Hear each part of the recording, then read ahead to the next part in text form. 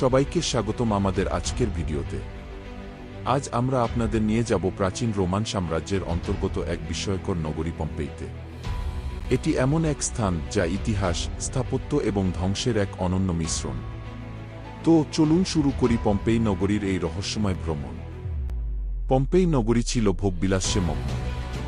এখানকার লোকেরা প্রায়শই সামাজিক ও ধর্মীয় মূল্যবোধকে উপেক্ষা করে বিলাসবহুল জীবনযাপন করত। নগরীর দেয়ালে পাওয়া চিত্র ও শিলালিপি থেকে বোঝা যায় এখানকার বাসিন্দারা নৈতিকতার সীমা অতিক্রম করেছিল।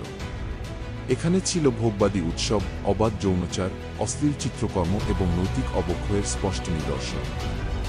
24শে আগস্ট 79 খ্রিস্টাব্দ। পম্পেই নগরীর বাসিন্দারা তাদের দৈনন্দিন জীবনে তাদের পাপাচারে ব্যস্ত ছিল। হঠাৎ করেই ভিসুভিয়াস আগ্নেয়গিরি জেগে ওঠে।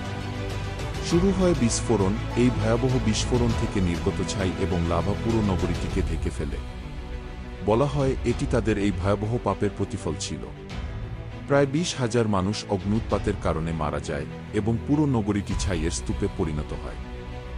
748 সালে প্রথমবারের মতো পম্পেই নগরীর ধ্বংসাবশেষ আবিষ্কৃত হয়।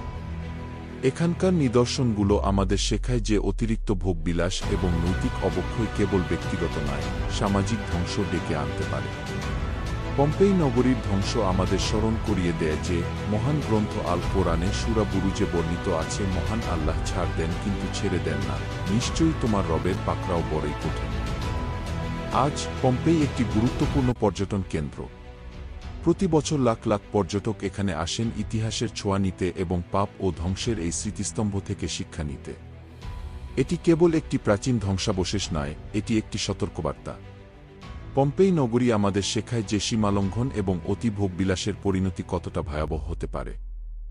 এটি একটি স্মারক যা আমাদের মনে করিয়ে দেয় যে আমরা যদি প্রকৃতির এবং নৈতিকতার প্রতি উদাসীন হই, তাহলে তার পরিণামও তেমনি নির্মম হবে।